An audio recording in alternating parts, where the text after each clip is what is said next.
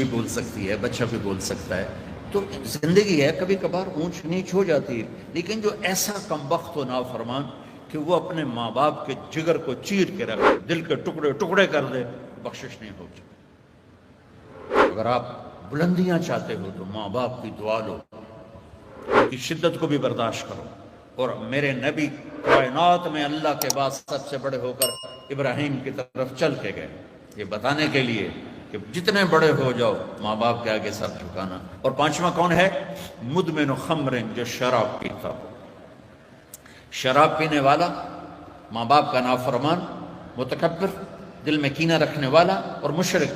یہ پچھلی 15 جو بھی کل گزری ہے کہ ان 5 کے علاوہ اللہ سب کو معاف کر دیتا ہے.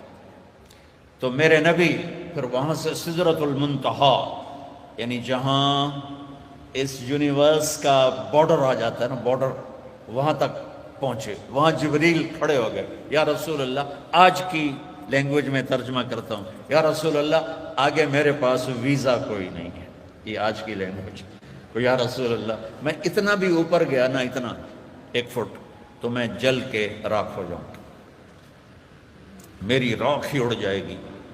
آگے اتنا سینسیٹیو اللہ کا نظام ہے. اب آپ جانیں، آپ کا رب جانے. میرے نبی پاک صلی اللہ علیہ وسلم وہاں سے عرش تک پہنچے. کیسے پہنچے؟ میرے اللہ نے پہنچا. پہلی ہستی جنہوں نے عرش پہ قدم رکھا، اللہ کا عرش خوشی سے جھوم رہا تھا کہ محمد مصطفیٰ آ گئے. سید الکونین محمد اور احمد اور ماحی اور حاشر اور عاقب اور فاتح اور خاتم، ابو القاسم اور طٰہٰ اور یاسین اور محمد بن عبداللہ بن عبد المطلب بن ہاشم بن عبد مناف بن قصی بن کلاب بن مرہ بن کعب بن لوی بن غالب بن فہر بن مالک بن نضر بن کنانہ بن خزیمہ بن مدرکہ بن الیاس بن مدر بن نزار بن معد بن عدنان بن اود بن حمیسہ بن سلامان بن عوس بن بوز بن قموال بن ابی بن عوام بن ناشد بن حذا بن بلغاس بن یدلاف بن طابخ بن جاحم بن ناحش بن ماخی بن عیفی بن عبقر بن عبیل بن الدعاء بن حمدان بن سنبر بن یثربی بن یحزن بن یلحن بن ارعوا بن عیلی بن زیشان بن عیسر بن اقناد بن ایہام بن مقصر بن ناحد بن زارع بن سمی بن مزی بن عوض بن عرام بن قیدار بن اسماعیل بن ابراہیم بن آذر بن ناحور بن سرور بن رعو بن فائج بن عابر بن ارفخشاد بن سام بن نوح بن لامک بن متوشال بن ادریس بن یرد بن ملہلئیل بن قینان بن آنوش بن شیس وبن آدم علیہ السلام. میرے آپ کے نبی ہیں، وہ نبیوں میں رحمت اللہ کا پانے والا، مرادیں غریبوں کی برلانے والا. سبحان اللہ. بچوں، اگر آپ اپنی زندگی میں سکون چاہتے ہو تو نبی والی زندگی آپ کو سیکھنی پڑے. جب آپ لمز میں کوئی ڈگری لینا چاہتے ہیں تو ایک سٹرگل ہے. کوئی نقل مار کے تو نہیں ہوگا یہاں. وہ تو نقل تو ہمارے زمانے میں چلتی تھی، پتہ نہیں اب بھی چلتی ہے کہ نہیں. وہ چلتی تو ہوگی میرے خیال میں، اگر دنیا ہے. میں نے پہلے بھی سنایا تھا جب پچھلی دفعہ آیا تھا. میں میٹرک میں نے کیا سینٹرل ماڈل، اب تو وہ بیچارہ گمنام ہو گیا. بہت بڑا اسکول تھا 60s. پھر گورنمنٹ کالج میں FSC. اب مجھے پڑھنے کا تو شوق نہیں تھا. میرے باپ کا ڈانڈا تھا، تینوں ڈاکٹر بنا ہونا، تینوں ڈاکٹر بنا ہونا، تینوں ڈاکٹر بنا ہونا. مجھے یوں لگا جیسے ڈاکٹر بننے کے لیے میں پیدا ہوا ہوں. اب مجھے پڑھنے کا شوق نہیں تھا. میں سارا دن فلمی رسالے پڑھتا تھا. جب اسٹڈی آورز ہوتے تھے نا، ہم ہاسٹل میں رہتے تھے، تو میں ایسے نا باہر سے وہ چھپا کے یہاں لے آتا. ایسے مصور ایک رسالہ چھپتا تو مجھے دیکھو بھی یاد بھی آ گیا. تو سارے لڑکے پڑھ رہے تھے تو میں وہ مصور پڑھ رہا ہوتا تھا. جب امتحان کا دن ہوتا، رات کو پتہ اللہ کے سوا کوئی آسرا نہیں ہے، میں عشاء کی نماز پڑھتا اور کتاب لے کے سامنے بیٹھتا. یا اللہ، میں تو پڑھیا کوئی نہیں، کل جو پیپر آمنا ہے نا میں نے بچو بھی کھا دے. اور میں کہتا بسم اللہ الرحمن الرحیم، بسم اللہ پڑھ کے کھولتا. 5-10 صفحے ادھر سے پڑھے، 5-10 صفحے ادھر سے پڑھے. حافظہ میرا اچھا تھا تو مجھے یاد ہو جاتا تھا، مجھے رٹا نہیں لگانا پڑتا تھا. پھر اس کے بعد کتاب بند کی. یا اللہ، کل پیپر ہو رہا ہے، میں تو پڑھیا کوئی نہیں، یا اللہ میں کل بھی کھا دے جو پیپر چاہنا ہے، بسم اللہ الرحمن الرحیم۔ یہ کام میں 15 سے 20 دفعہ کرتا ہوں، 15 سے 20 دفعہ میں یہاں سے کھولا، یہاں سے کھولا، یہاں سے کھولا، تو 100-200 صفحے پڑھ لیے۔ اللہ نے مجھے ہمیشہ اچھے نمبروں سے، یعنی آپ کو میں حیرت کی بات سناتا ہوں، میرے جو کلاس ٹیچر تھے 8ویں میں، محمد علی رحمۃ اللہ علیہ، اب میں سینٹرل ماڈل جیسے اسکول میں سیکنڈ آیا، وہ بجائے خوش ہو کے حیران ہو کے نا مجھے یہاں سے پکڑ کے کہنے لگے، اوہ تو پڑھتا تھا ہے نہیں، تو سیکنڈ کیوں میں آ گیا؟ ان کو بھی پتا تھا کہ میں کتاب میں ناول رکھ کے نہ پڑھتا رہتا تھا، تو آگے سبق ہو رہا تھا تو میں کتاب ایسے اور بیچ میں ابن صفی مرحوم ہوتے تھے اس کے ناول پڑھتا رہتا، تو ہمارے ٹیچر تھے سعید صاحب بہت مارتے تھے، لیکن انہوں نے ایک نا وہ انیشیٹو دیا ہوا تھا کہ جس دن ساری کلاس پریزنٹ ہوگی اور کوئی غیر حاضر نہیں ہوگا تو اس دن کسی کی پٹائی نہیں ہوگی۔ اب میں پچھلے کتنے مہینوں سے روزانہ ناول بیٹھ کے پڑھتا ہوں، اور میں گیا، ایک لڑکے نے، ہوتے ہیں نا کوئی شرارتی شکایت لگانے والے، شکایت نہ لگایا کرو جو بہت برا کام ہے، پردہ ڈالا کرو، ایک دوسرے کا پردہ رکھا کرو، شکایت نہ لگایا کرو، بہت تکلیف ہوتی ہے۔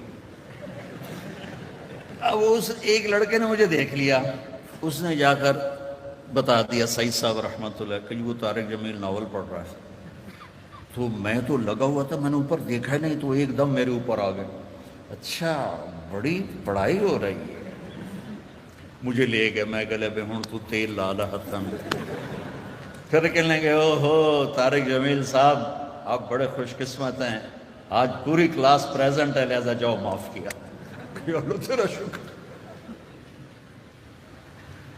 سبحان اللہ، کیا میرے نبی کی پرواز ہے، عرش پر میرے نبی کے پاؤں لگ رہے ہیں، اور اللہ اوپر سے سارے پردے ہٹا رہا ہے اور کہہ رہا ہے السلام علیک ایھا النبی ورحمۃ اللہ وبرکاتہ۔ جس کو اللہ سلام کرے اس کا کیا پروٹوکول ہے؟ تو بچوں اپنے نبی کی مبارک اور پیاری زندگی کے ساتھ اپنے آپ کو دیکھو، یہ بچیاں میک اپ کرتی ہیں، اب تو تمہارے بھی بیوٹی پارلر بنے ہوئے ہیں، اسی میں جا کے برش کروا رہے۔ ہمارے زمانے میں صرف یہ لڑکیوں کے ہوتے تھے، لڑکوں کے کوئی نہیں ہوتے تھے، ہوں تو بھی لڑکیاں طرح سنبھ رہے ہوں۔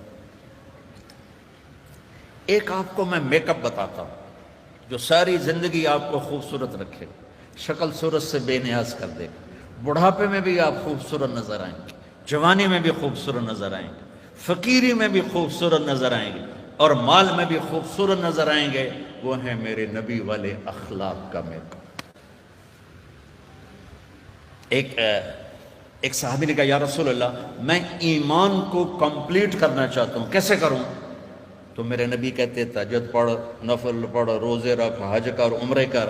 میرے نبی نے فرمایا حسن خلقک یکمل ایمانک۔ آپ نے کہا میرے بچے اپنے اخلاق اچھے کر لے، تیرا ایمان مکمل ہو جائے گا۔ دیکھو بچوں ہمارا یہ بچیاں بیٹھی ہیں، اس لیے میں کل کو ان سب کی شادی ہونے والی، تو بھی اللہ کرے ہو ہی جائے۔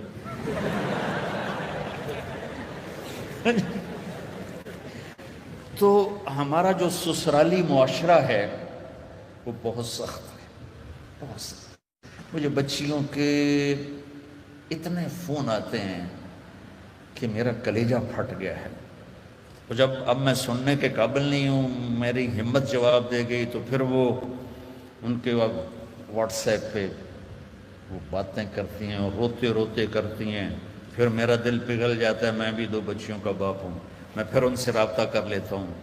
تو میرے پاس گھروں کے جھگڑے جو آتے ہیں اس کے پیچھے 99% سسرال کا ظلم ہوتا ہے، اور کہیں 1% لڑکی بے وقوف ہوتی ہے جو اپنی بد زبانی کی وجہ سے اپنے گھر کو برباد کر دیتی ہے۔ تو بچیوں دیکھو یہ ڈگریاں بات کی چیز ہیں، اللہ راضی ہو جائے یہ پہلے ہے، اللہ کا نبی راضی ہو جائے یہ پہلے ہے، اس کا تعلق تمہارے پیسوں سے نہیں، تمہارے کردار سے ہے۔ تم لڑکیاں اکٹھے پڑھتے ہو، ہماری ایک باؤنڈری ہے، ہم اس کو کراس نہیں کر سکتے۔ Girl friend boy friend culture یہ غیر مسلم کا ہے، ہمارا کلچر نکاح ہے اور شادی ہے اور حیا ہے اور پاک دامنی ہے، اس میں ہماری عزت۔ کبھی اس راستے پہ چلنے والے نے عزت نہیں پائی، اور کبھی اس غلط راستے پہ چلنے والے نے چین نہیں دیکھا، سکھ نہیں دیکھا۔ زندگی پاک دامنی اور حیا سے خوبصورت بنتی ہے۔ تمہاری چونکہ کٹھے آگ اور پٹرول کٹھا چل رہا ہے، پتہ نہیں کس لیے آگ لگ جائے، تو بیٹو فاصلہ رکھو، فاصلہ رکھو، فاصلہ رکھو۔ کل تمہارے گھر بننے والے ہیں، اگر اپنے گھروں کو آباد رکھنا ہے تو آپ میری بیٹیاں بیٹھی ہو تو مجھے دیکھو، چپ رہنا سیکھ، صبر کرنا سیکھ۔ آپ سے کہتا ہوں اگر اپنے گھر کو آباد کرنا ہے تو آپ کی ڈیوٹی بڑی ہے، ادھر ماں باپ کو بھی سنبھالنا ہے، ادھر بیوی کو بھی سنبھالنا ہے۔ ماں باپ کی وجہ سے بیوی پہ ظلم نہ ہو جائے، بیوی کی وجہ سے ماں باپ پہ زیادتی نہ ہو جائے۔ تو پورے گھروں میں فتنہ ہے۔